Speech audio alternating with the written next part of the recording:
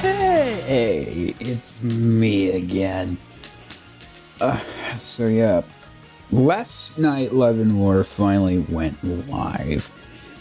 After 4 on and off months, meaning weeks within those months that are days upon days of being on and off with this project, I finally managed to get it released. I feel like I rushed it a bit. I rushed it a lot during the very end because I wanted to get out before New Year's Day, you know, Pacific Standard Time, Western America time for me. I wanted to get it out before.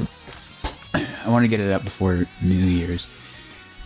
So there are some errors in that video that should have been present if I was, you know, truly working on this day after day after day, week after week after week. This video probably would have actually come out in 3 weeks time, I bet. Or if I if I knew all the tricks that I ended up learning from those 4 months, then I definitely could have taken a lot less time. Excuse that. I probably could have taken a lot less time with the project. But hey, what are you gonna do? I'm satisfied with the way it came out. I had a dream last night. Since I guess I have some sort of performance anxiety with the whole thing, you know, with it not living up to my expectations and then other people's expectations. Imaginary people, by the way. There's everyone in that I made the video for are very pleased with it, which I'm very glad for because that's the whole point of that video anyway. So yeah, it's been a success for me personally because this is like the first big thing I've ever made, like creatively. I've had multiple creative projects in the past that I never finished, but this one I decided to really drive it home, and it's been a crazy experience. I feel like my life kind of revolved around this project, but not in like a negative way. It drove me to want to be more passionate about it and to see it through, you know? So it's very cool that I managed to do that. And it's very cool that through this whole journey I ended up learning a lot about editing, about myself, about life in general. That this wasn't just a journey for the sake of making a video. This was a journey of self-discovery, you know? It was a journey of coming together with my friends, you know, and I thought I could never open up to them, and finally feeling like I can express that. Even if I'm like disgusted or like cringe, like I feel like it's cringe to express those feelings, it's really not. I feel like I'm comfortable doing it now, and I'm glad I got to make a project that to me is very personal, at least in the very end, because this is definitely a story about my own personal issues with accepting the fact that you just need people in your life, you know? You need the people around you. You need to be comfortable with them, you know? Whether it's your family, your friends, your loved ones. And it's the very first step into really maturing with those emotions. To really just maturing from past influences. You know, because it wasn't until very recently that I finally moved on from everything that ruled my past, everything that ruled my life for years on end. So it's nice to see that I can finally make a project that can, to me now, feels like I can just move forward. You know, now there's no reason to look back. You know, it's a clip compilation that looks back. Now I'm gonna focus on content that looks forward. I'm gonna start scripting. I'm gonna start recording with a purpose, with an idea in mind. You know, really stretch my brain, because I really am like an ideas person. I just have terrible execution with them. So, you know, 2025 is going to be a year where I try to make my life work, you know? Because it's very obvious that the style of content I want to do is not going to be successful. And okay, I'll be honest, that is partly because the viewership of Love and War was lower than the first Black Label. And I'm not bringing that up for the sake of like, my content is so great, or like this video was so great because I spent 4 months on it and it deserves more recognition. Well, I mean, I am. But I am okay with admitting that because, quite frankly, I kind of just know that it was destined to not really blow up. I wanted it to like really badly, but 20-minute videos on YouTube just aren't gonna, they're not really gonna catch the algorithm's attention. So, but that's fine, you know, because there's steps getting around that. Tomorrow I'm gonna start just looking through Love and War and then start uploading shorts with it and shit. Try to expand reach or whatnot, because I want people to see it. I want people to see it as, I don't know, an art. I don't know. Again, I guess it's performance anxiety. Because Love and War did really well. Like, that shit, amazing. The viewership I got for Love and War from the time I'm recording this is still fantastic, mind you. Like 30 views. That's a lot. To me, at least. It's really incomprehensible. 30 people. Jesus fucking Christ. 30 people.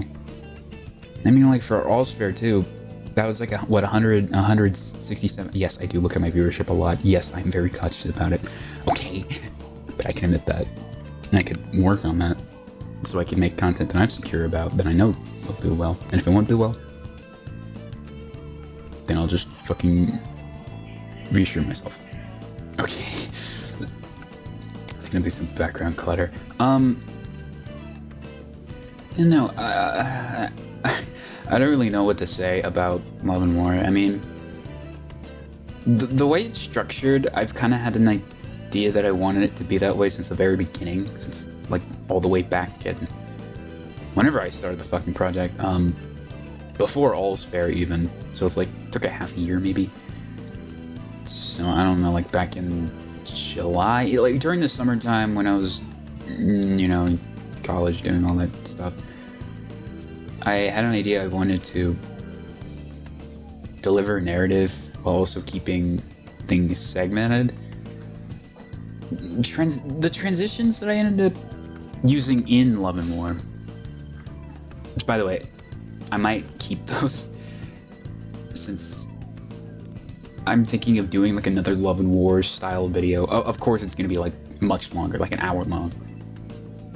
Like at the end of the year, every year.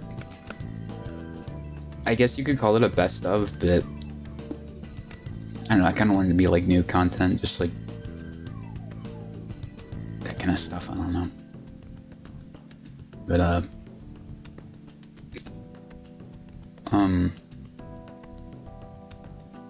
yeah, this segments of Love and War, specifically from, you know, California Crisis to Grand Blue Barbecue to to my stand, like the character that represents what I felt, Kohaku,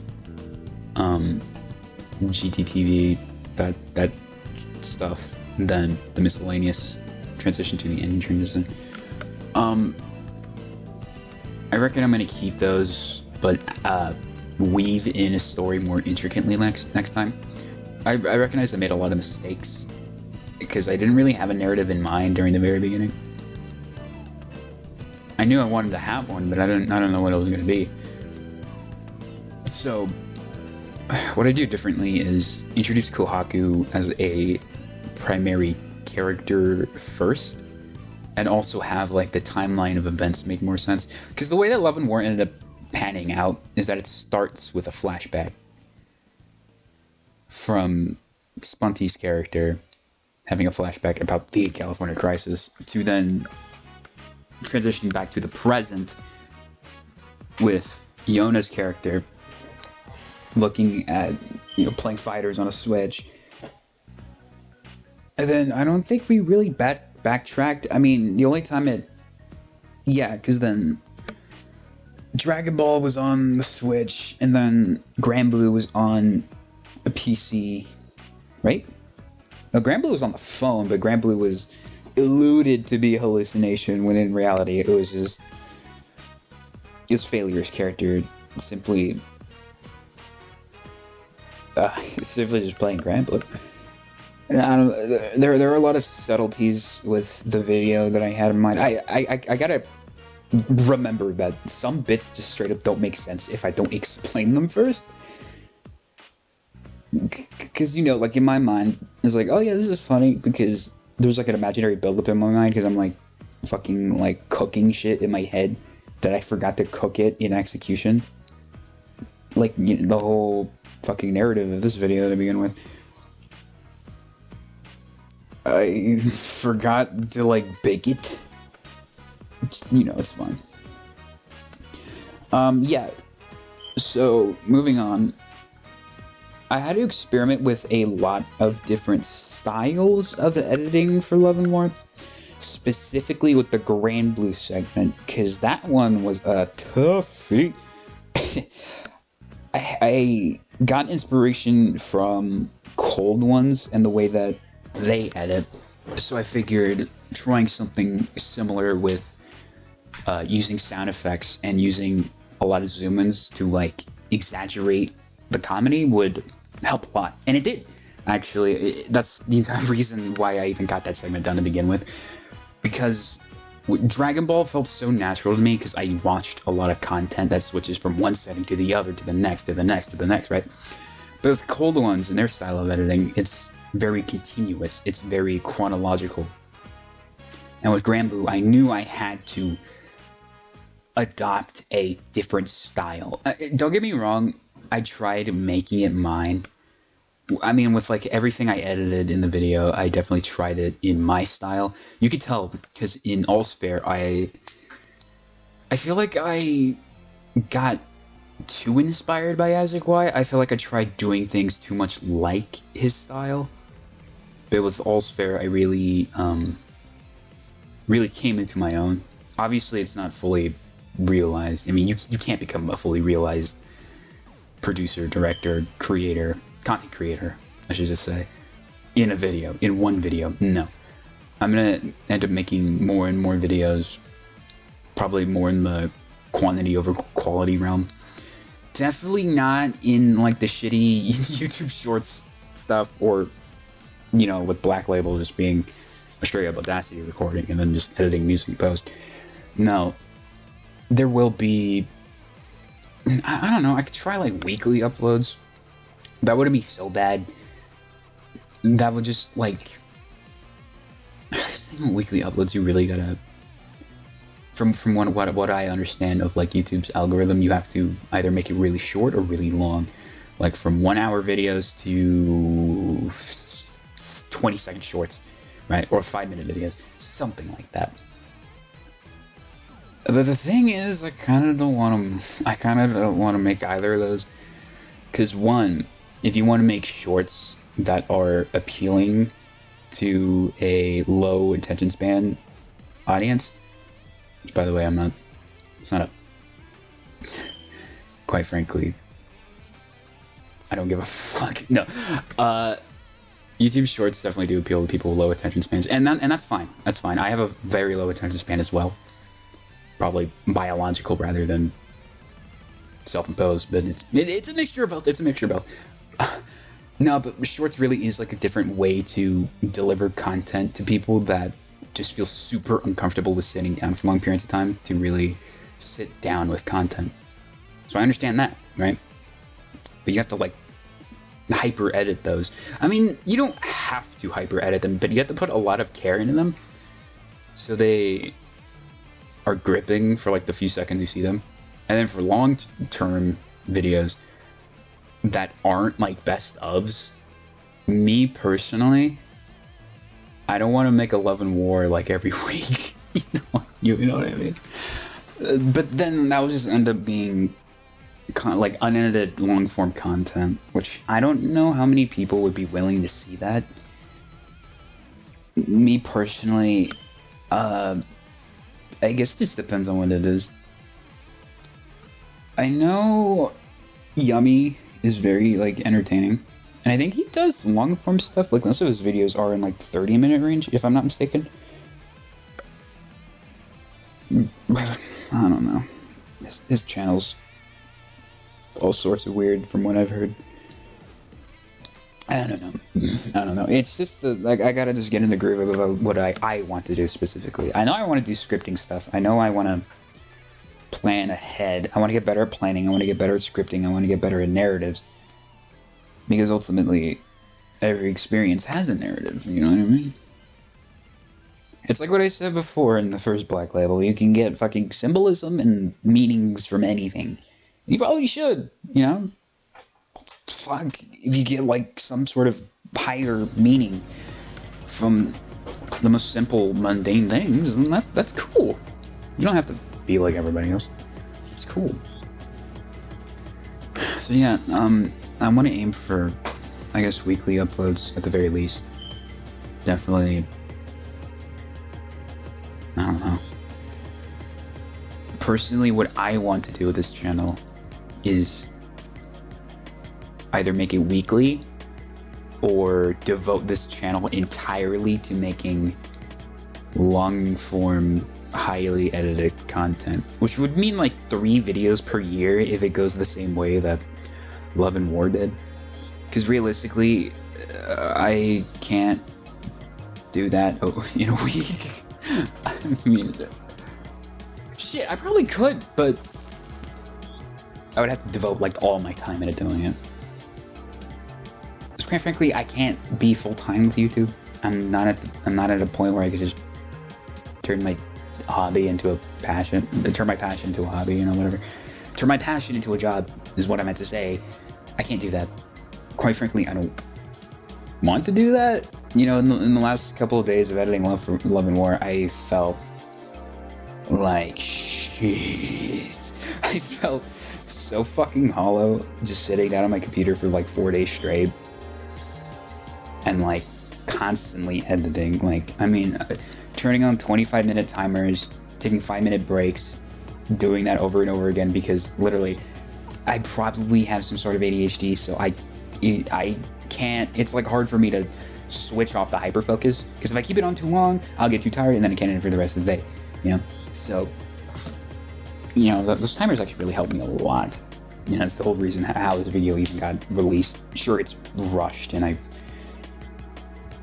probably should have delayed it by a day, but whatever. Another thing, actually, now that it's occurred to me, since I would like to do daily uploads, I might just, I mean, not daily, maybe like once every 2 days or like weekly, something like that. Jesus, something like that. I would like to get better at thumbnails.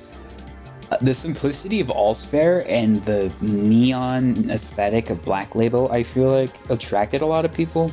Either that or it's like the, you know, the timer on it, whatever the fuck. Yeah, Love and War definitely isn't a YouTube thumbnail. This shit's more of like a fan film thumbnail, but even then, I don't know. I gotta look into properly making thumbnails. I guess that just means getting acquainted with GIMP, or yeah, probably just GIMP. I'll probably just use GIMP in general. Just get acquainted with it, get better at it. Learn how to make my own shapes so I don't have to like rely on image stills. Maybe, because I don't want to get in the habit of making like thumbnails that are fucking Mr. Beast meta. You gotta have to if you want to make it a job, right? Fuck, that's so boring. But no, there are some things about thumbnail designing that is very crucial. For one, you have to be able to explain what you want. You have to be able to... Okay, I'm gonna be transparent. I read this off a website, but I think it's very true. You have to be able to, like, describe your video in, like, 2 sentences, and then translate those sentences into a thumbnail, into an image, into a picture, right? You have to put what's in the video on an image, and that's excruciatingly difficult. I kind of got lazy with it. I just put Tsukihime sprites on the thing. I mean, truth be told, I did put what a large part of the video was about. But out of context, it really doesn't make that much sense. So, yeah, I definitely need to do more, record more, so I can get better at everything I want to get better at. You know, you can't get better at what you want to do if you don't strive to do it. And that's, I know my tone kind of indicates like that's a negative thing. It's really not. It just means like gotta fucking play games with a purpose. Again, since I want to play more single player games, I'll probably just record parts of it. You know, maybe I'll do streaming. I don't know. Imagine. Yeah, seriously. I don't know.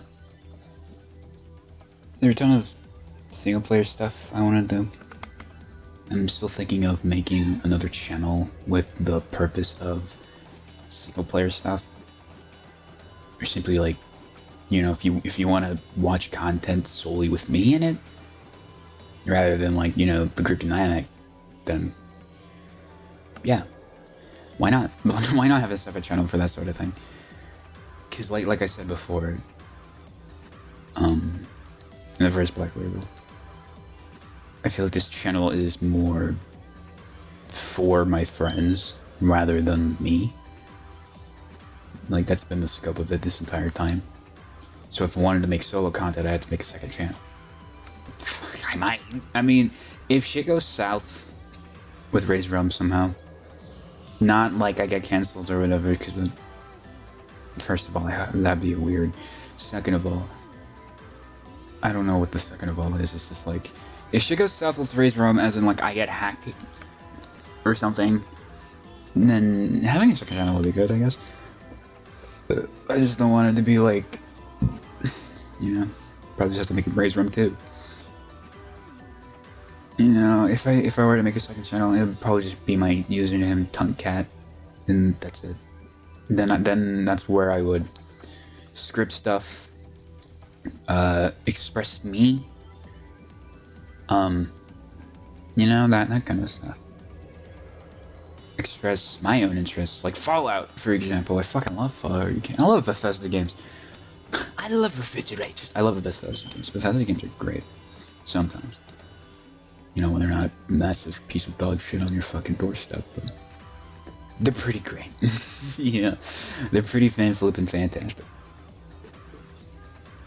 Yeah, I guess for the future of Black Label, I may or may not consider having a guest on. Again, these are, well, I don't even know if I said this, but I kind of want Black Label to just be like my thoughts, unfiltered, you know, about Love and War, about how I'm super anxious about how it's going to perform in these next few days, about how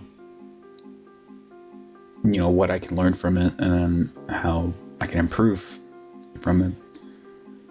And how I can do stuff differently next time, you know? I'm already thinking of the future, I'm not even gonna lie. I should be living in the present and just, like, enjoying time where I don't have to edit because it's the fucking holiday right now, right? But I don't know, I'm just so anxious about it. I really wanted to do well. I really, really do. I was so scared of it not doing well, but... You know, wherever it heads is where it heads. And that's not in my control. And that's fine. You know, suddenly I'm not so scared of it anymore. But it's important that, you know, these this series even exists, because I kind of just want to deliver a notion that if you're feeling like shit, then maybe it's just best that you say things out loud. You know, if you're anything like me and you probably have some sort of mental illness or attention deficit, not attention deficit, but you have a different way of expressing your attention, then definitely talk to yourself out loud. Being I don't want to say scatterbrained, but being like not having the ability to grasp onto what you're thinking, and it keeps going from one thing to the other in a massive web of thought. Yeah, sometimes it's good to just manifest it and solidify that. Talk to yourself. You know? It will make you feel better. It will reinstate any feeling you want, any passion you want. It will make you feel 10 times better. And fuck, I proved it to myself just now. Like, I feel much better that about the performance, the possible performance of Love and More. Now I just, however it ends up, and just how it ends up, you know, and that's fine. You know, all the people that I made it for, they like it, right? That's all that matters. It really does. I'm just, I guess I was just worried about how people that weren't so fine with my vulnerability would be with that video.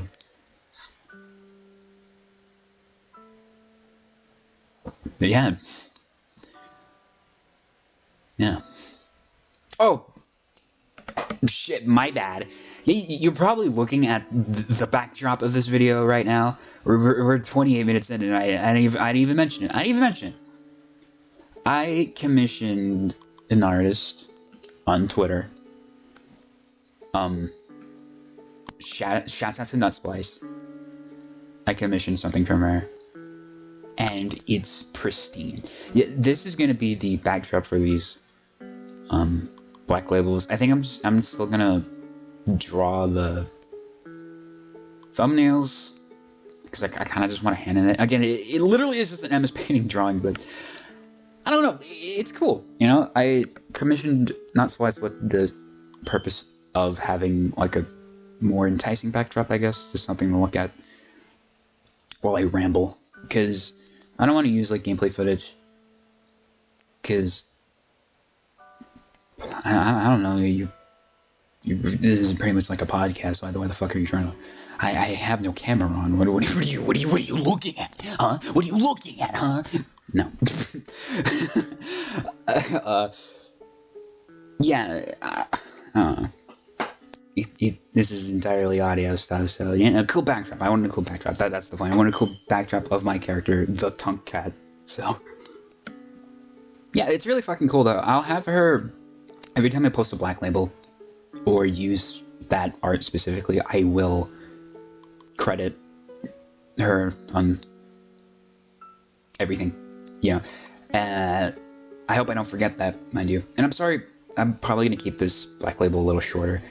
I wanted to reach the 30-minute mark and peace out with it, because I don't think I really have much to say. I'm sorry, I don't have much in-depth to say. I really just wanted to deliver the fact that I love my friends. You know, I really do. And I'm really bad at...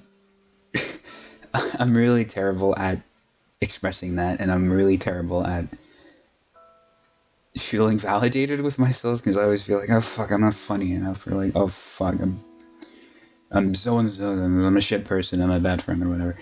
I just want to express my admiration for all my friends and loved ones. Okay? That's all that Love and War is. And that's all Love and War is ever going to be. I hope. Again, public reception just changes it. That's what this video means to me, personally. I don't know what it means to other people. Maybe that's just a funny fucking kick, haha, video. Cool. I'm glad you enjoyed it. I'm happy you enjoyed it. I'm happy you fuck with me. You know? I'm happy that you acknowledge what I have to say. And, yeah, I think that's really all I have to say about it. Oh, I guess I do have like another thing. Voice acting in Love and War. It was handled by me. First and foremost, it was me. It was me, Yona.fgc, aka Daniel, aka Skinny Penis, Michael, aka the fucking Archangel, aka the native ass genie. Which, by the way, I know that's a bit of like a risky joke, but go fuck yourself. Who cares? Number 4, Nico, aka failure.fgc, aka he got second place in a tournament to a Evo finalist. Yeah, I do believe. 5. I'm not doing these in order, by the way, because I think Spunty was the first one who actually voice acted in the entire video. No, wait, yeah, he was. Spuntino, aka .jpeg, aka .png, aka Goro Penkeji, aka Inquisitor Morag, aka 9.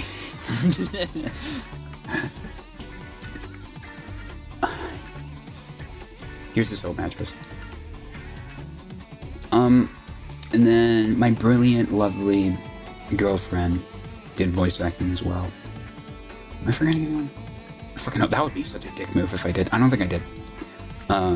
Nina, who did the Panther at the very end during the most intimate segment of the video. I feel like I really liked her delivery with it. You know, show us porn in the classroom. I think her delivery added a lot of comedic flair to would have otherwise been like a really dramatic and serious, you know, flew like came out of nowhere scene. So I'm glad she had her unique twist on it, because my headcanon of the Panther was supposed to be something like Liam O'Brien, Liam O'Brien, Doctor Strange, you know. What irks you, child? You know, that kind of thing. It's like, I'm willing to alleviate the burden of keeping your thoughts to yourself. Something like that. Oh yeah, I guess I should just offer some background onto my role specifically. And I guess the future of the next, like Love and War 2, I guess. First character I voiced in Love and War is Vlad. You know. Just get plenty of bed rest. No. Okay, that was take 2. Just get plenty of bed rest and, what are you looking at? Yeah, he's Vlad. Spoiler alert. Okay, if you stuck around. Spoiler alert, Vlad's gonna be pretty integral to the next plot. Same thing with, spoiler alert, Sachin, and the Panther, actually. It's gonna be Sachin, Arcade, and then the Panther, and Vlad. They're gonna be integral characters in the next narrative, in the next story, whatever it's gonna be. In case you didn't realize, Vlad is meant to be like a doctor, and Sachin, this wasn't like explained clearly at all, but she is like his nurse. Because I guess in a way, in Sachin's story, she just becomes a dead apostle. I don't know for who, I don't know what her story is. I just think it'd be funny if, like, you know, to allude to that, you know, her being a vampire, she literally is like an assistant to a dead apostle. I don't know, I thought it'd be funny. And if you don't know anything about Tsukihime, please read it, it's pretty cool. You know, it's in Fate Grand Order, so that might get you, like, to read it, I don't fucking know. Yeah, next up, Kawaku, who is meant to represent me, quite frankly.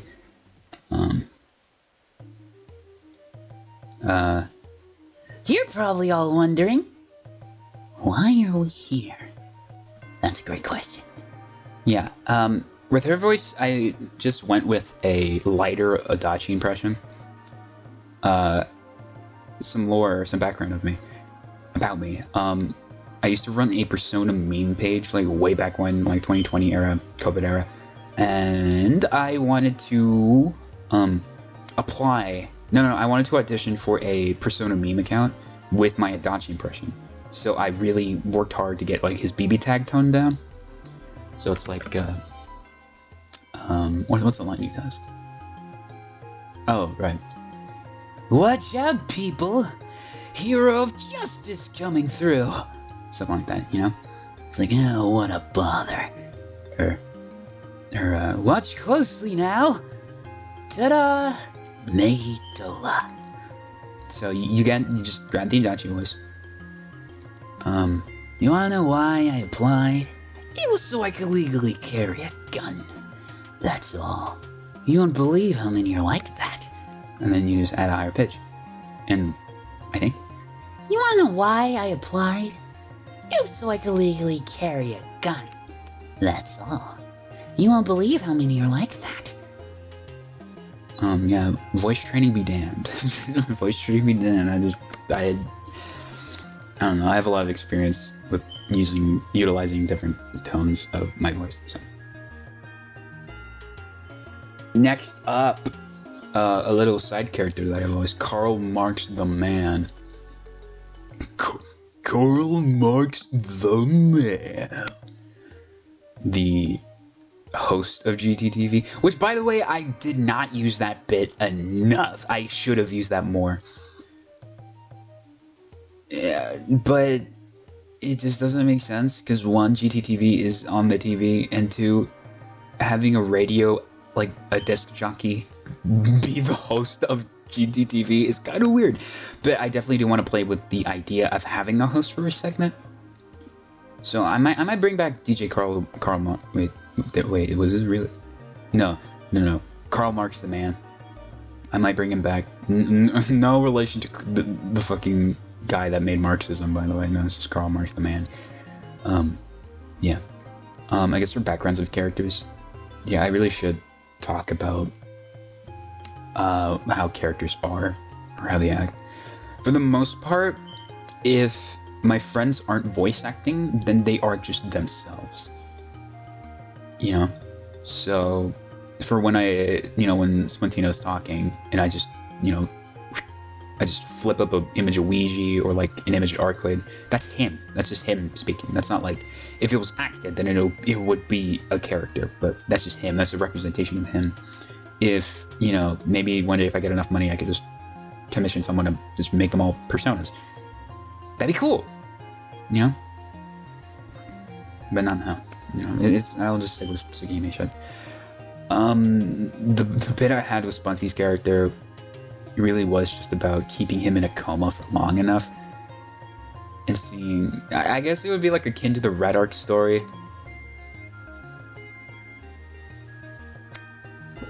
Cut that out. It would be akin to a story in Tsukihime. I guess progressively getting more and more agitated, getting progressively more and more tweakish. I don't know. Depending on how much she got hit in the head, it will change how the second video just acts. Yona's character, Seal. Again, not really any... Who's plot relevant? I guess Vlav is plot relevant, Aki is plot relevant, and Kohaku and the Panther are plot relevant. Right? I mean, obviously, Arc drove the plot forward, California Crisis, and then Yona, or Seal, drove the plot forward. And then, I didn't even mention too much Korri's fucking characters. Suzuha from Steins Gate. I guess the only characters that I really had like true personalities for was Vlav and Sachin and Kohaku, and that's about it. There is more room for them to grow, don't get me wrong. Originally, I was just going to finish Kohaku's character arc, but then I realized that there is still so much more I want to do with these characters. I want to make them last at least a little longer, so I decided to avoid that. Kohaku won't be... I guess she'll have like a subplot next year, I don't know. Because I definitely want Sachin and, you know, the others to take the mantle. Then they'll reveal more characters. Oh, fuck! I completely forgot about Sekikoto. Yeah, don't, let's not worry about it. Anyway, I think that's about it. I think that's everything I had to say. Yeah, go watch Love and War if you haven't. It's pretty good, in my opinion. My friends think it's pretty good. It has the highest likes I've seen on any video. So, yeah. Peace out. Until next time I make a video focusing on my friends on this channel, there won't be another Black Label. I guess. Yeah. See ya. Bye.